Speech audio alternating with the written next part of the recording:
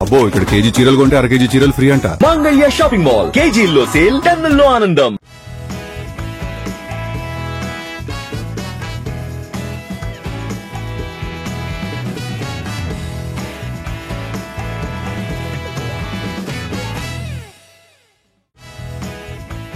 Hi, this is Gayatri. Welcome to ET Exclusive. Present global range లో భారీ hype create చేస్తున్న south movie AA22. Allu Arjun హీరోగా అట్లీ దర్శకత్వంలో తెరకెక్కుతున్న ఈ సినిమాకి సంబంధించిన ఒక్కో అప్డేట్ ఆడియన్స్ ని సర్ప్రైజ్ చేస్తోంది. తాజాగా ఈ మూవీలో విలన్ రోల్ కి చేయబోయే స్టార్ పేరు సోషల్ మీడియాని షేక్ చేస్తోంది. మరి ఆ వార్తల్లో నిజమెంత? ఈ స్టోరీలో చూద్దాం. పుష్ప 2 సక్సెస్ అల్లు అర్జున్ రేంజ్ ని పూర్తిగా మార్చేసింది. బిగ్గెస్ట్ సక్సెస్ సాధించడమే కాదు, వసూళ్ల పరంగాను బన్నీ రేంజ్ ని మార్చేసింది ఆ మూవీ. అందుకే నెక్స్ట్ మూవీ ప్లానింగ్ విషయంలో స్కై ఈజ్ ద లిమిట్ అన్నట్లుగా దూసుకుపోతోంది మూవీ టీం. అట్లీ దర్శకత్వంలో AA22లో నటిస్తున్న బన్నీ ఆ సినిమాని హాలీవుడ్ రేంజ్ లో రూపొందిస్తున్నారు. టెక్నాలజీ పరంగానే కాదు, కాస్టింగ్ పరంగాను అదే రేంజ్ లోనే ప్లాన్ చేస్తున్నారు. అందుకే ఓ హాలీవుడ్ సూపర్ స్టార్ ని బన్నీకి ప్రతినాయకుడిగా రంగంలోకి దించే ప్రయత్నాల్లో ఉంది movie team. Hollywood action movies తో భారతీయ ప్రేక్షకులకి కూడా పరిచయమైన విల్ స్మిత్ ని AA22లో ప్రతినాయకుడిగా ఒప్పించే ప్రయత్నాల్లో ఉన్నారు దర్శకుడు అట్లీ.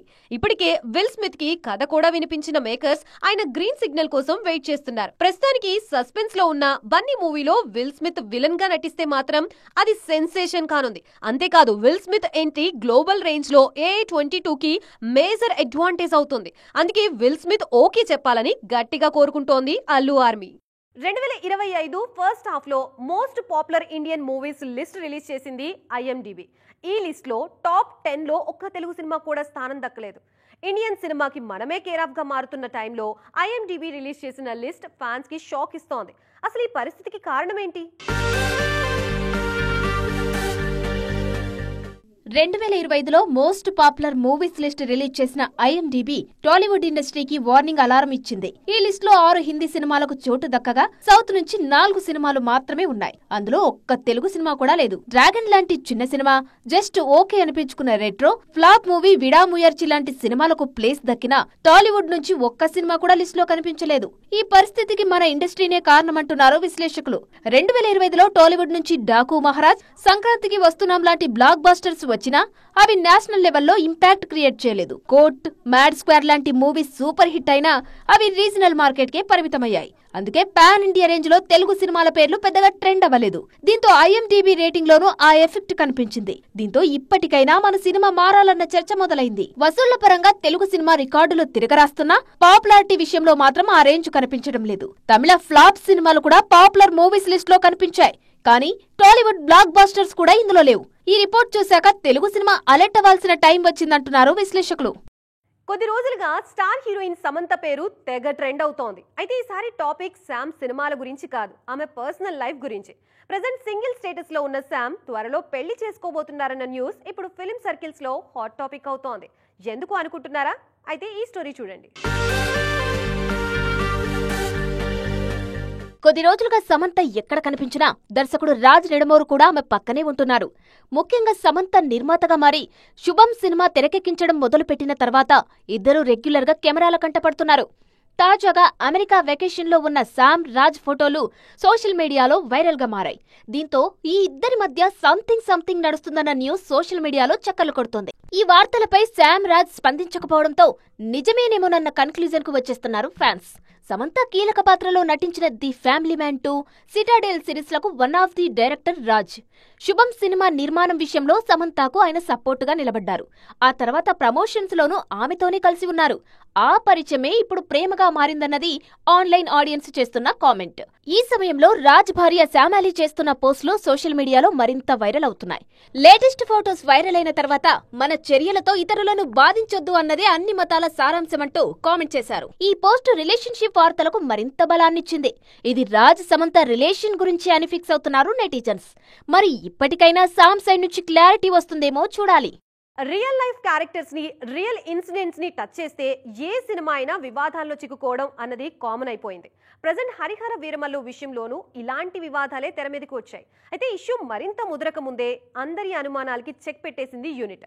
సినిమాలో పవన్ క్యారెక్టర్ గురించి ఫుల్ క్లారిటీ ఇచ్చింది. Most awaited Harihara Veeramallu release కు టైం దగ్గర పడుతుంది. ఆల్రెడీ ప్రమోషన్ స్పీడ్ పెంచిన మేకర్స్ ట్రైలర్స్ తో అంచనాలు పీక్స్ కు తీసుకెళ్లారు. అదే సమయంలో వివాదాలు కూడా వీరమల్లు కాంపౌండ్ ను టచ్ చేశాయి. రియల్ లైఫ్ క్యారెక్టర్స్ ను, రియల్ ఇన్సిడెంట్స్ ను వక్రీకరించారంటూ ఓ వర్గం సినిమా యూనిట్ మీద ఆగ్రహం వ్యక్తం చేసింది.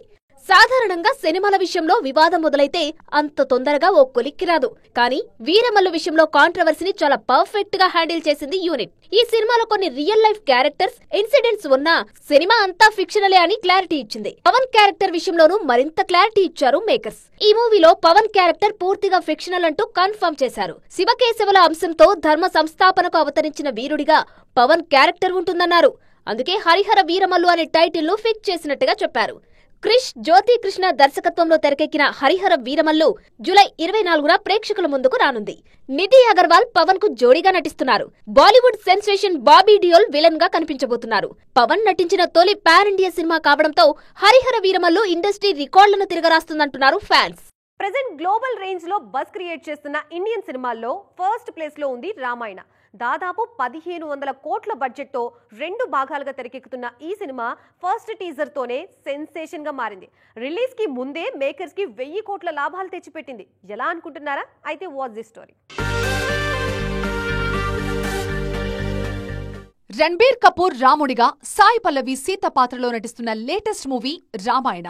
2 భాగాలుగా రిలీజ్ అవుతున్న ఈ సినిమా తొలి భాగాన్ని 900 కోట్ల బడ్జెట్ తో, రెండో భాగాన్ని 700 కోట్ల బడ్జెట్ తో రూపొందిస్తున్నారు. మొత్తంగా రామాయణ కోసం 1600 కోట్లు కేటాయిస్తున్నారు నిర్మాతలు. రీసెంట్ గా అనౌన్స్మెంట్ టీజర్ వదిలిన మేకర్స్ కు ఆల్రెడీ 1000 కోట్లు రికవరీ అయిందన్న టాక్ వినిపిస్తోంది. టీజర్ రిలీజ్ తర్వాత ఆ సినిమాకి వర్క్ చేస్తున్న యానిమేషన్ కంపెనీ షేర్లు అమాంతం పెరిగిపోయాయి. ఏకంగా 1000 కోట్లకు పైగా లాభాలు సాధించింది ఆ కంపెనీ. రామాయణకు సంబంధించిన న్యూస్ వైరల్ అవుతుండగానే మహాభారత్ అప్డేట్ ఇచ్చారు ఆమిర్ ఖాన్. ఆగస్టు నుంచి వర్క్ స్టార్ట్ చేస్తున్నట్లుగా ప్రకటించిన ఆమిర్ 5 భాగాలుగా సినిమాను ప్లాన్ చేస్తున్నామని, ఒక్కో భాగానికి 1000 కోట్ల బడ్జెట్ కేటాయిస్తున్నట్లుగా చెప్పారు. మన పౌరాణిక గాథల విషయంలో మేకర్స్ పెడుతున్న బడ్జెట్, ఆ కథల మీద వాళ్ల నమ్మకం ఇప్పుడు ఇండస్ట్రీకి కొత్త జోష్ తీసుకొస్తోంది. ఇండస్ట్రీలో never ending crazy topic nepotism.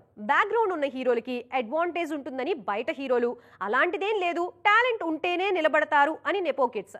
ఈ టాపిక్ ఎప్పుడూ నడుస్తూనే ఉంటుంది. తాజాగా ఇదే విషయంపై 2 హీరోలు మాట్లాడారు. అందులో ఒకరు నెపో కిడ్, మరొకరు సోలో హీరో. మరి వాళ్ళెవరు, వాళ్ళ వర్షన్ ఏంటి చూద్దాం.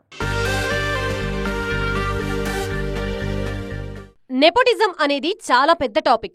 మాట్లాడుకున్న కొద్దీ ఇంకా ఊరుతూ ఉంటుంది. ఓ పట్టాన వదిలే టాపిక్ కాదిది. అందుకే చాలా మంది ఈ టాపిక్ ని అవాయిడ్ చేయడానికే చూస్తూ ఉంటారు. అయినా కూడా కొన్నిసార్లు తప్పక మాట్లాడాల్సి వస్తుంది. తాజాగా విజయ్ దేవరకొండ కూడా ఇదే చేశారు.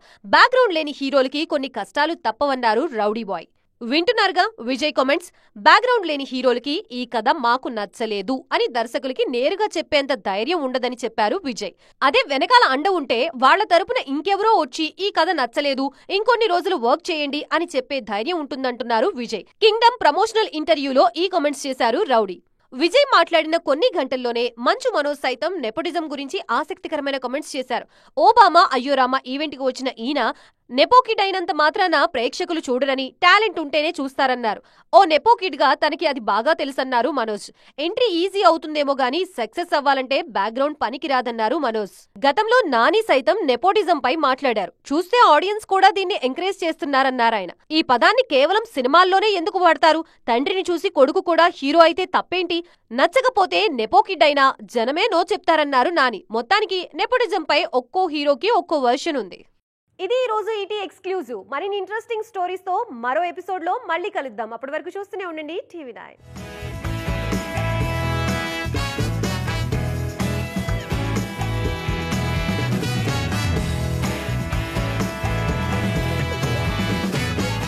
అబ్బో, ఇక్కడ కేజీ చీరలు కొంటే 1/2 కేజీ చీరలు ఫ్రీ అంట. మంగళ్య షాపింగ్ మాల్ కేజీల్లో సేల్, టన్నుల్లో ఆనందం.